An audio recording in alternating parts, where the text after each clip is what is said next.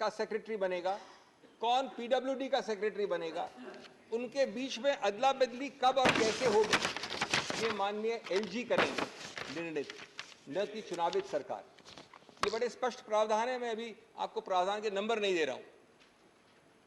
दूसरा, जितने भी सतर्कता के अधिकार क्षेत्र हैं और जितने भी नॉन सतर्कता, नॉन विजिलेंस, वो सभी केसेस अनुशासनहीनता के विषय में सब इस अथॉरिटी में आएंगे सुझाव के लिए और माननीय एलजी के पास निर्णय के लिए। इसका उद्देश्य बड़ा स्पष्ट है। उद्देश्य है एक भय और हिस्टेरिया का माहौल बनाना, एक खौफ पैदा करना, जिससे कि आप इन सभी सचिवों को कंट्रोल कर सके, जो कि दिख रहा है दिन प्रतिदिन। तीसरा, ये अथॉरिटी में 3 व्यक्ति हैं, चीफ सेक्रेटरी, प्रिंसिपल सेक्रेटरी और मुख्यमंत्री। और मुख्यमंत्री को बहुत बड़ा ओहदा दिया है, अध्यक्ष बनाया गया है। ये अजीब सा अध्यक्ष है दोस्तों। कोरम है 2 लोगों का, ये एक चेयरमैन है बिना चेयर के। मैंने वैश्विक और भौगोलिक रूप से आज तक कहीं नहीं देखा मेरे सीमित अनुभव में कि एक चुनावित चीफ एग्जीक्यूटिव 2 सचिवों के नीचे आएगा। ये 2 सचिव बैठ के निर्णय करेंगे, ये 2 सचिव बैठ के निर्णय करेंगे और वो मुख्यमंत्री वहां खड़ा होगा, देखता रहेगा, चुप्पी साधेगा या अपना डिसेंट नोट करवाएगा। और उसके बाद, और ये सब प्रावधान है, एक एक चीज में जो बोल रहा हूं प्रावधान है, उसके बाद ये निर्णय और सुझाव जाएगा पहले सुपर सीएम के पास और उसके बाद सुपर बॉस जो हमारे सामने बैठे हैं माननीय गृह मंत्री, ये सब गृह मंत्रालय में आएगा।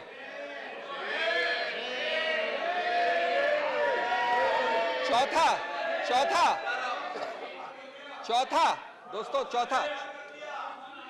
बाद में चौथा, जितने बोर्ड्स हैं, समितियां हैं, संस्थाएं हैं, वो सब, और इसमें बहुत हैं, महत्वपूर्ण हैं, अल्पसंख्यक संघ, Delhi सूरेज board, Delhi Jal board, so many, labour welfare board, Waqf board, ऐसे 20 की सूची हमने दी है न्यायालय में। उन सब की बजट बनाएगा ये एनसीटी सरकार। उनके काम होंगे एनसीटी के लिए, एनसीटी के लोगों के लिए, लेकिन उनके अध्यक्ष, उनके हेड को वहीं से अपॉइंट होंगे, सुपर सीएम या गृह मंत्रालय से।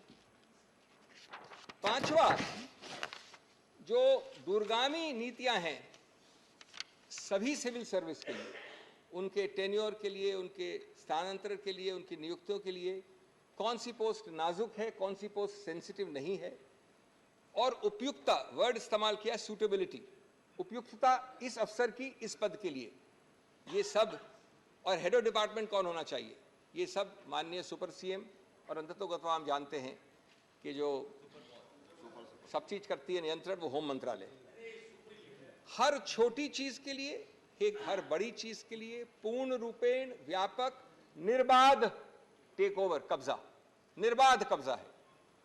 माननीय प्रधानमंत्री, माननीय गृह मंत्री, आप जैसे उच्चतम पद पर विराजमान महानुभाव, क्या आप अफसर क्लासेस के लिए निचले से लेके सेक्रेटरी तक नीतियां आप बनाना चाहते हैं? कम से कम वो तो एक छोटे ओहदे वाले मुख्यमंत्री के पास छोड़ दीजिए। Sixthly, friends, the secretary, this is amazing. The annals of history of legislation have not seen bills like this. The secretary of the department is made in charge of preparing and authenticating every memo, including cabinet notes. Not bad yet.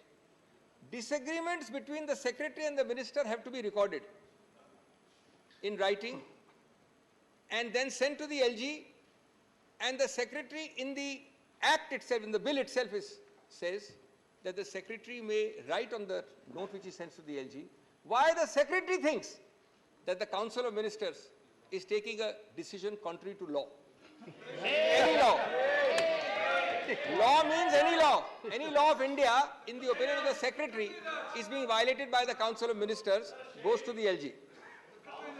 It makes, friends, the elected government hollow, a chief minister paralyzed, unable to act, any minister shivering before his or her secretary, and the bureaucracy looking up to the LG even for sneezing, and the LG, of course, looking up to the Home Ministry.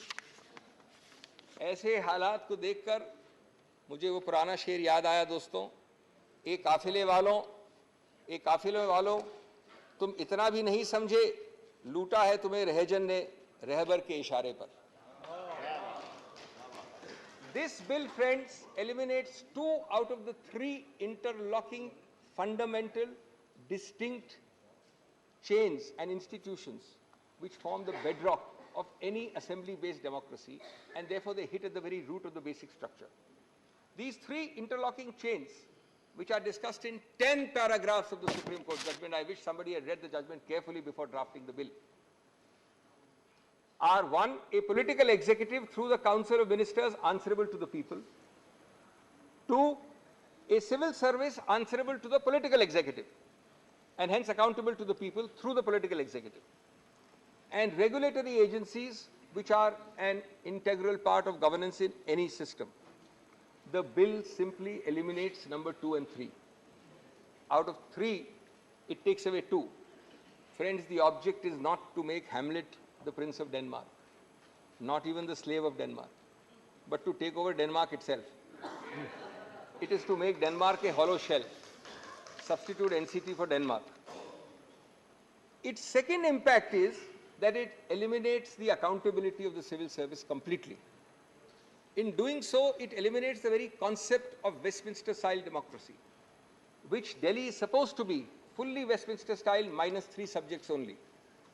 The civil service, friends, after this bill, will jump, bend, crawl, answer at the behest of an external agency, be it the Home Ministry or the Super Chief Minister. There is not even a token diarchy of powers between the CM and the LG. It converts an impartial civil service into a dictatorial civil service. Shame. It gives a real example of that forgotten serial which I love to watch and all of you have watched. Yes, Minister. The civil servant is saying only no, Minister. Remember what Nehru said about the ICS. That time, Indian Civil Service says this is neither Indian nor civil, nor does it provide service.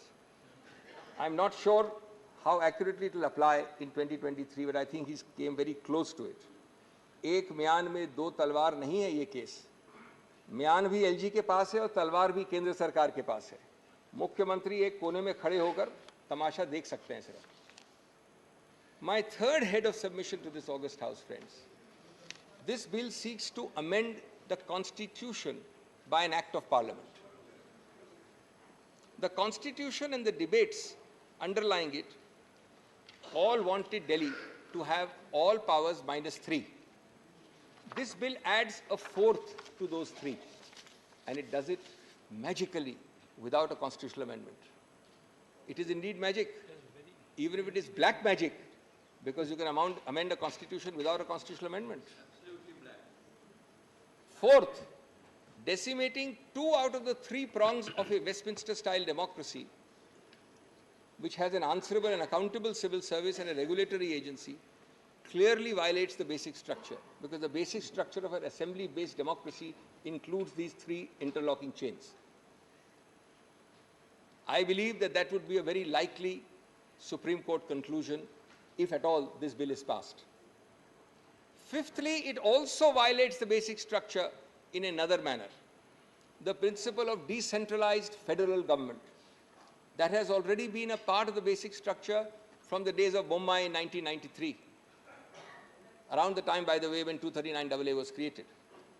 If there is one animating bedrock philosophy underlying 239AA, it is decentralized federal governance.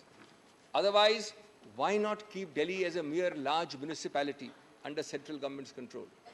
Advani ji हुआ करते थे बहुत बड़े अधिकारी ऐसे municipal setup में पहले. Why not a mere union territory? You know, there are 10 of them. Delhi is the only one to have been given the constitutional status by a constitutional amendment.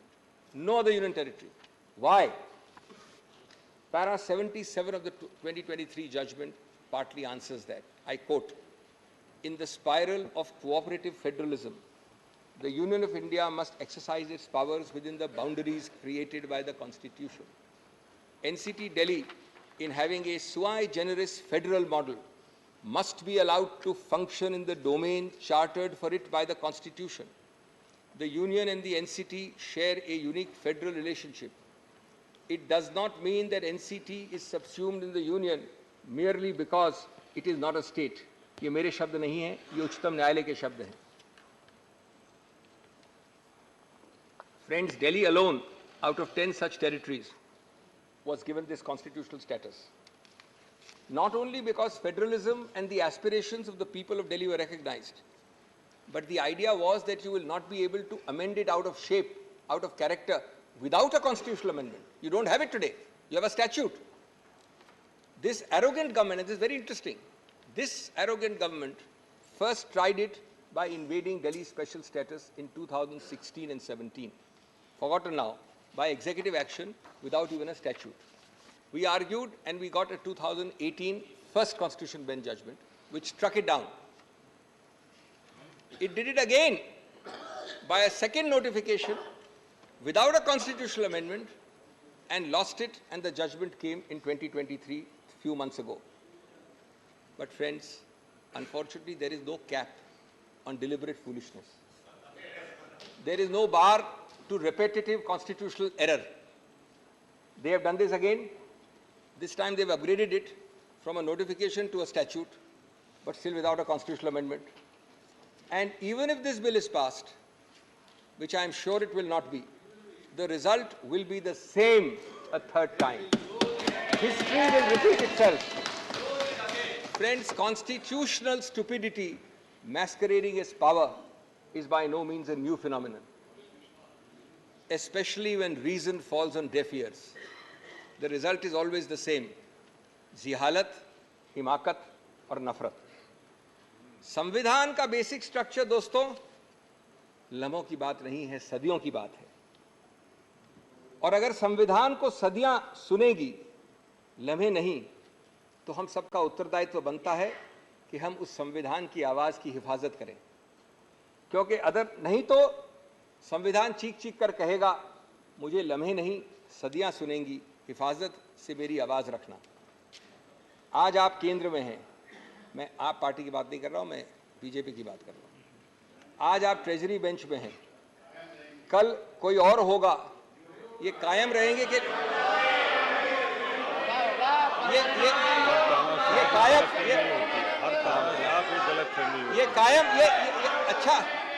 अच्छा किया आपने हस्तक्षेप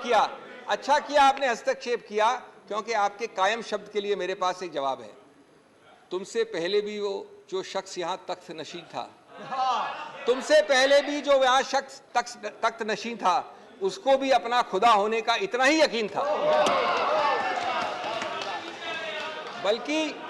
बल्कि बशीर बद्र को कृपया भूलिए नहीं. आप लोग सब जानते हैं उसको, मुझे भी कोट करते रहते हैं आप में से कई. बशीर बद्र को उसने ही कहा था, शोहरत की बुलंदी भी पल भर का तमाशा है. शोहरत की बुलंदी भी पल भर का तमाशा है. जिस डाल पे बैठे हो वो टूट भी सकती है. तो इसलिए कायम शब्द का इतना अहंकार नहीं होना चाहिए.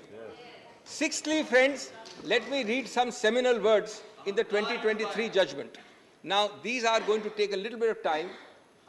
It's a longish quotation, but it's very important for this House.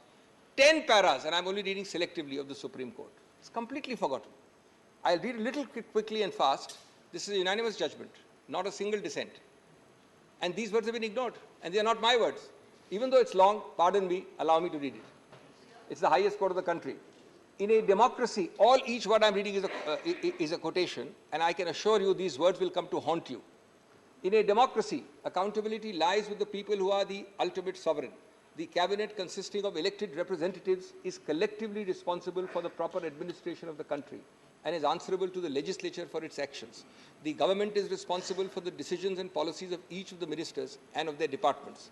This creates a multi-linked chain of accountability, where the legislature is accountable to the people who elected them and the government is collectively responsible to the legislature. It's quite amazing. Collective responsibility is an important component of parliamentary democracies.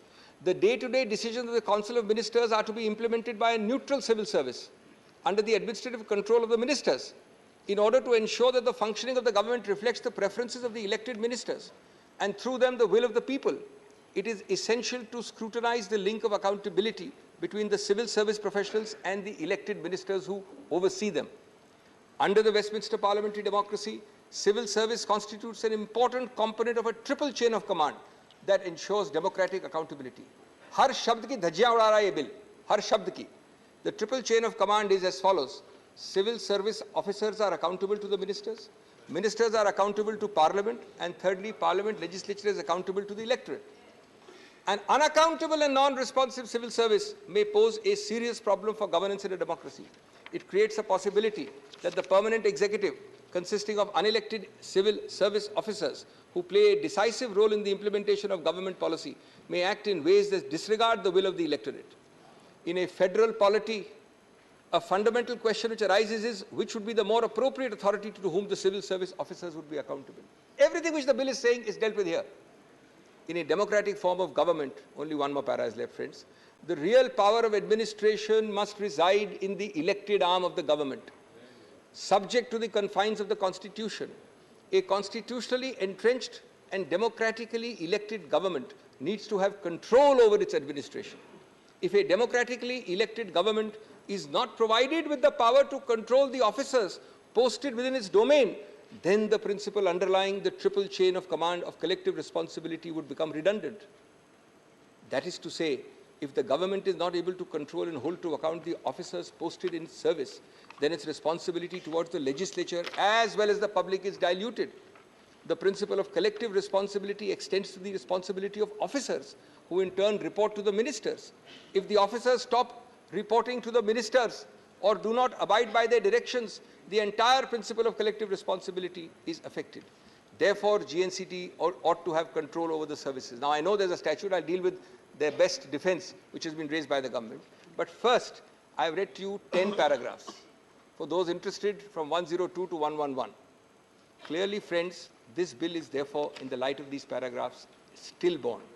It does not, indeed cannot remove the basis, which is this of the unanimous Constitution Bench judgment.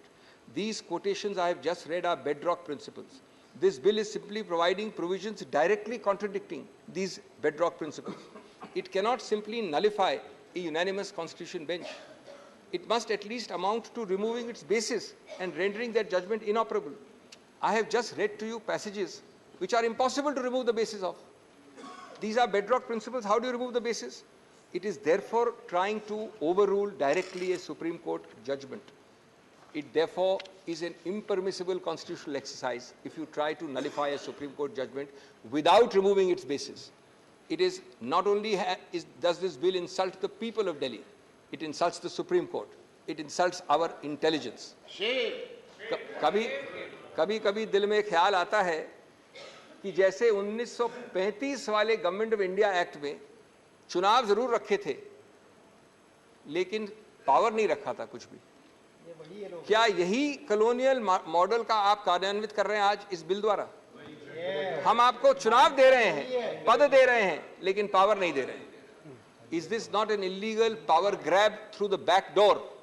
Yes. Now, seventhly, friends, I come to the main defense, the only defense of the government, because you should know this, how wrong and how fallacious it is. It is based on clause 7A and B of the article. Can I just read? None of you need to be lawyers to understand this, the text of the, and you'll get the answer automatically. This is the entire defense. Parliament may by law make provision for giving effect to or supplementing, mark the word, for giving effect to or supplementing the provisions contained in the foregoing clauses, and for all matters incidental or consequential thereto. Friends, these words on bare text mean that to reinforce, operationalize, effectuate and implement the earlier provisions, which provide the entire architecture for Delhi, Parliament can make laws. This was a provision put so that every time something is to be made to fill a gap, to plug a hole, you don't have to have a constitutional amendment. Parliament is sufficient to plug that hole, to reinforce the Delhi's architecture. Friends, the short point is, can you destroy or decimate that architecture and structure by resorting to a provision that says that the power is exercisable to reinforce it or implement it? ये इस प्रावधान के साथ विश्वासघात नहीं है क्या? 7A and 7B were created when implementing the true letter of, you could reinforce or plug the gaps without amending the constitution. It can never be used to destroy, to supersede, to bury that architecture itself. If this ridiculous interpretation is accepted, does it mean that by this brute parliamentary majority, today you have transferred services to the central government? Tomorrow you will do this for each item: electricity, parks, highways, Waqf board, labor board. Then why not have Delhi as a municipality? Why create the constitutional architecture? And that too by using clause 7, which says supplement, reinforce, implement, incidental. At the end of para 46 of the 23 judgment, which nobody appears to have read as far as the bill makers are concerned, it says again, if we interpret the phrase insofar as such matter is applicable, in a manner, insofar as such matter is applicable to union territories, in a manner to exclude a greater number of entries than what is already excluded, that is, in addition to 3, it will defeat the very purpose of granting a special status to NCT. This is the Supreme Court in para 46. In other words, friend, this government, like Alice in Wonderland, says words will mean what I say they will mean. That's their interpretation of 7.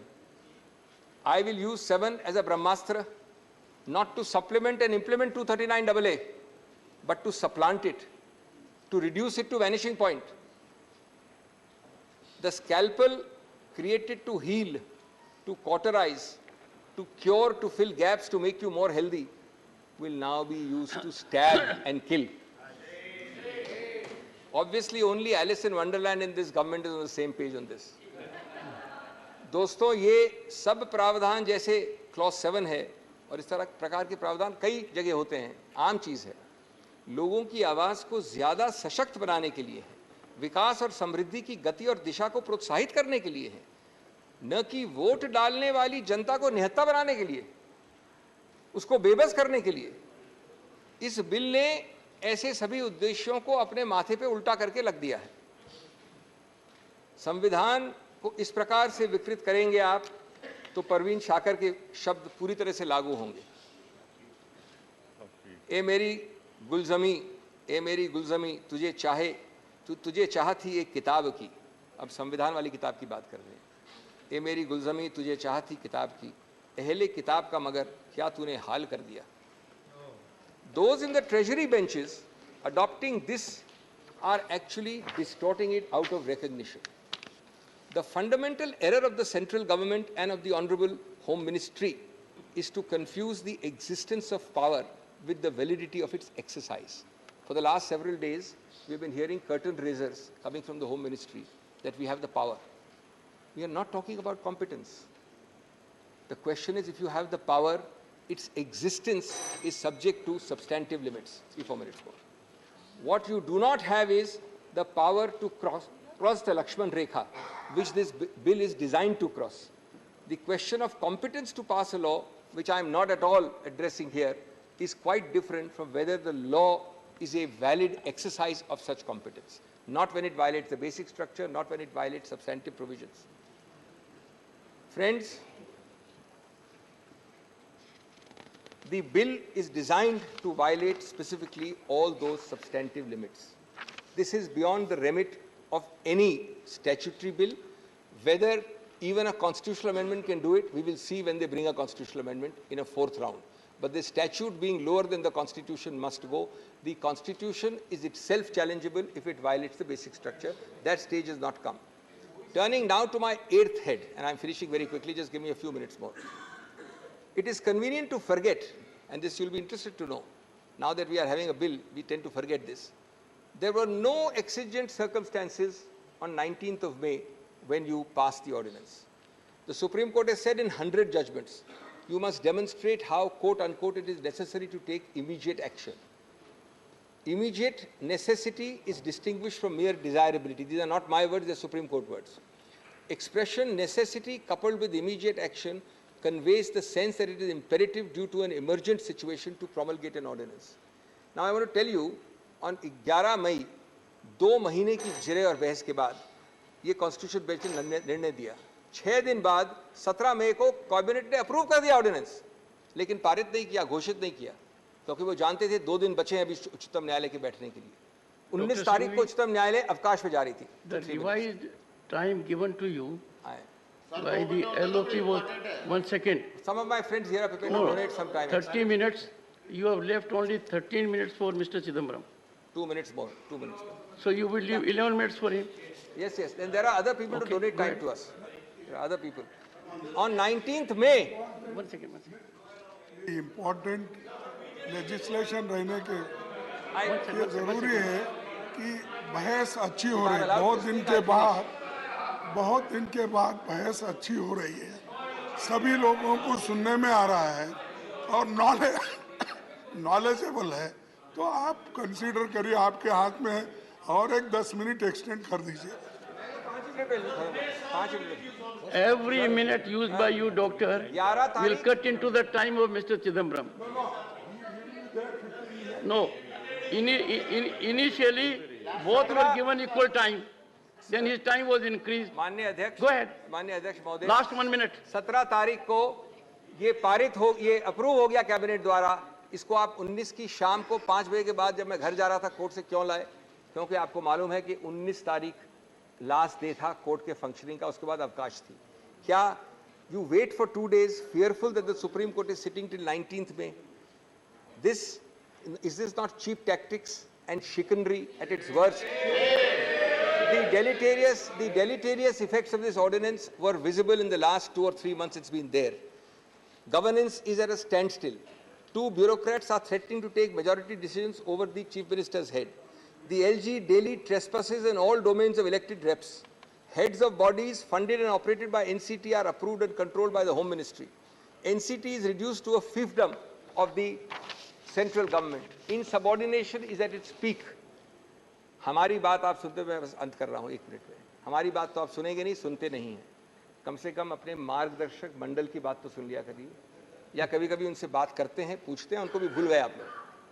मार्गदर्शक मंडल से बात कर लीजिए, क्योंकि आपकी सरकार, भारत रत्न अटल बिहारी वाजपेयी की सरकार में आपके मार्गदर्शक गृह मंत्री अडवाणी जी दिल्ली को पूरा स्टेटहुड जाने का बिल लाए थे। और जब आप 2 चुनाव दिल्ली के जीते इस मुद्दे पे कि दिल्ली के पास पूरा स्टेटहुड होना चाहिए, तो मदन लाल खुराना जी, आपके पूर्व मुख्यमंत्री, ने कहा था, quote, full statehood for Delhi is the remedy for all its ills. आज देश और दिल्ली आपसे फुल स्टेटहुड नहीं मांग रहा है। आज सिर्फ वो इतना विनती कर रहा है कि जितना बाएं हाथ दाएं हाथ ने संविधान ने दिया है, उतना बाएं हाथ से तो नहीं लीजिए। इतनी छोटी सी विनती कर रहा है। जहां तक दुख और आक्रोश का सवाल है, ये एक दुखद और खतरनाक प्रस्तावित कानून है दोस्तों। अंत करूंगा मैं ये कहकर कि ये दिल्ली के बारे में शेर बिल्कुल उपयुक्त बैठाता है।